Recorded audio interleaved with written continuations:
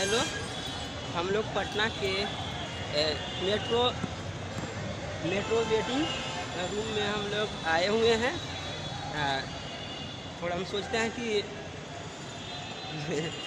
एक क्वेश्चन करते हैं। हम अपने एक दोस्त हैं आयुष भाई। देखो आयुष, हमारा एक क्वेश्चन को अच्छा से ऑब्जर्व करके अच्छा से सटीक से जवाब देना है। अच्छा, जो हम लोग वैश्विक तौर पर एक अच्छा अगर देखा जाए तो एक सटीकता के साथ हम क्वेश्चन करना यहाँ अपने को फील कराते हैं। अच्छा, तुम इसको गहराई से समझना। तुम विश्व एकता है उसको अपने कदमों से कैसे देखते हो? तुम्हारा ऑब्जर्वेशन इसके प्रति कैसा है?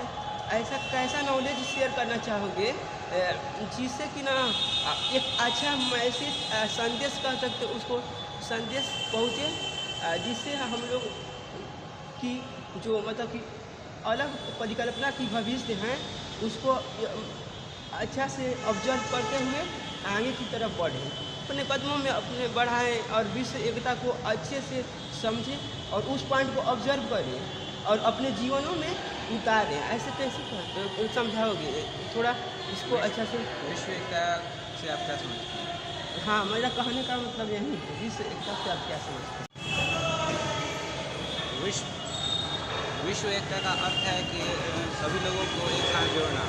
इस दुनिया में सारे जो सीमाएं हैं उसको मिटाना और सभी लोग एक साथ जो कुछ विकृत मानसिकता वाले लोग होते हैं जो अपने देश को अच्छा बनाने के लिए, अपने देश के प्रगति में भाग लेने के लिए और दूसरे देश को बर्बाद करने में लगे रहते हैं, वैसे लोग विश्व एकता के खिलाफ होते हैं। वे लोग सिर्फ अपना देखना चाहते हैं और फिर अपने देश का विकास देखना चाहते हैं, लेकिन और दूसरे देश का नुकसान करना चाहते हैं। वैसे विचारधाराओं का अगर अंत हो या फिर वैसे विचारधाराओं के खिलाफ अगर हम एक अच्छी विचारधारा लाते हैं तो हम लोग विश्व एकता कायम कर सकते हैं। विश्व एकता एक मन से निर्मित होकर एक दिमाग से विकसित होकर पूरे विश्व तक फैलने वाली एक ऐसी विचारधारा है जो हर लोगों को एक साथ जोड़ सकती है, हर विश्व के लोगों को एक साथ बना सकती है और उनको उनके बीच की जो थी उनके बीच का जो फासला है, उनके बीच की जो दूरियां हैं उसको मिटा सकती है। हर विश्व के लोग एक साथ हो सकेंगे और विश्व को एक डायरेक्शन देंगे और वो होगा एकता। एक सुंदर सा मैसेज विश्व एकता के बारे में दो ना आयुष, ताकि हम लोग के एकता कायम रहे विश्व में। ऐसे कुछ कहना है। लेकिन विश्व एकता कायम नहीं रहने का कारण ये है ना कि इस दुनिया में कुछ देश ऐसे हैं जो हर क्षेत्र में आगे हैं, जबकि कुछ देश ऐसे हैं जो किसी भी क्षेत्र में आगे नहीं हैं। तो वैसे देश जो अपने आप को बहुत बड़े विकसित देश मानते हैं या फिर हैं, वे अविकसित देशों के साथ जुड़ना नहीं चाहते हैं, अविकसित देशों के साथ रहना नहीं चाहते हैं, जो कि विश्व एकता को कायम नहीं रखने का एक कारण हो सकता है। तो उनका पर्पस ऐसा क्यों रहा है?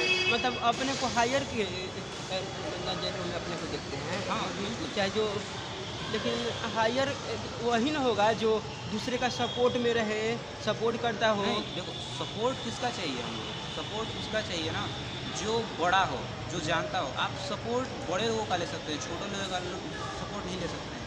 आपको सपोर्ट लेने के लिए आपको ये तय करना होगा कि आपसे बड़ा कौन है या फिर आपसे ताकतवर कौन है।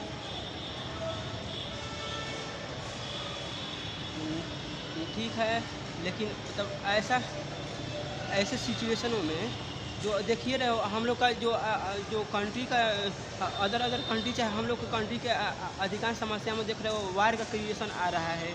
वार देखो, फर्स्ट वार हुआ, सेकेंड वार हुआ, अब थर्ड वार की कगार पर मतलब क्या हिंसा के, मतलब कि मानव की हिंसा की बात नहीं है। ये युद्ध है अपना ईगो का युद्ध है। मैं वर्चस्व अपना रखना चाहता हूँ। मैं ताकतवर हूँ, मैं तुमसे क्यों डरूंगा? मेरे पास शक्तियाँ हैं, मैं हथियार संपन्न देश हूँ, मैं क्यों तुमसे डरूंगा यार? तुम छोटे देश हो, मैं तुमसे लड़ सकता हूँ, मैं तुमसे हमला कर सकता हूँ। रशिया यूक्रेन पर युद्ध क्यों कर रहा है? इसका कारण यही है ना, यूक्रेन रशिया से छोटा देश है। वो चाहता है कि इस देश में मेरा ही वर्चस्व हो, इसीलिए ये रसिया यूक्रेन पर वार कर रहा है। वैसा बात नहीं है, उसके पीछे का पीछे का कारण कुछ और है, हाँ, लेकिन मुख्य कारण क्या है? बड़ा ही तो होना है। वैसे तो है कि हम तुमसे कम नहीं है, हम तुमसे कम नहीं हैं। हाँ। ठीक है। लेकिन मतलब जो होते हैं ना कि ये युद्ध अगर हम लोग देखें तो ये सिर्फ रशिया और यूक्रेन का युद्ध नहीं है, ये युद्ध दो बड़ी शक्तियों का है, रूस और अमेरिका। एक जो यूक्रेन को वो सपोर्ट पहले कर से रहा ही, है। हाँ, जो मित्रवत जो पहले से दो अथु विचारधारा बढ़ी थी हम लोग का विश्व का। हाँ। जो विचारधारा बढ़ी थी, और तीसरा एक विचारधारा भारत का जन्म हुआ था, जिसमें ना वो किसी का सपोर्ट नहीं रहा। हाँ, भारत अपना किसी का खुद सपोर्ट खुद का एक मतलब कि रखता है कि संप्रभु रहा। हाँ, संप्रभुत्व को अपना बढ़ावा दिया। तो ऐसे देश कभी भी विकसित करेंगे ही जो मतलब कि किसी का सपोर्ट में खड़ा ना हो, वो ना फैसला ऐसा डिसीजन लेता हो ना, जिससे कि ना वो खुद के निर्माण को सोचता हो। अगर तुम इतिहास को थोड़ा और अच्छा से पढ़े होगे ना, तुमको ये पता होगा कि विश्व के जितने भी देश हैं उन्होंने न्यूक्लियर पावर, न्यूक्लियर बम एक दूसरे को मदद करके बनाई है, लेकिन भारत ही विश्व में एक ऐसा देश है जिन्होंने न्यूक्लियर पावर को खुद ही बनाया है, खुद ही डिजाइन किया, खुद ही उसका परीक्षण किया, और वैसे पूरे विश्व को बिना बताए, ऐसा नहीं कि पूरे विश्व में हल्ला मचा दिया कि हम लोग न्यूक्लियर बम बना रहे हैं, छुपा के एकदम गुप्त तरीके से, और जब इसका परीक्षण हुआ तब पूरे विश्व ने देखा कि यार भारत क्या देश है। उसमें भी ऐसे पावरफुल देश को रोका जा रहा था उसमें। हाँ। अमेरिका हम लोग भी निगरानी रख रहा था कि भारत कहीं न्यूक्लियर पावर ना बना दे, भारत कहीं न्यूक्लियर संपन्न देश ना बन जाए, वो इसको रोकना चाहता था, लेकिन भारत खुफिया तरीके से, गुप्त तरीके से इस चीज़ को एक काम करते रहा, और एक दिन न्यूक्लियर पावर। देखो, हम लोग के देश की बड़ाई की बात नहीं है, लेकिन भारत ने कभी भी ना किसी अदर कंट्री पर कभी हमला नहीं किया है। हाँ। कभी भी अपना हाथ मित्रवत ही बढ़ाया है।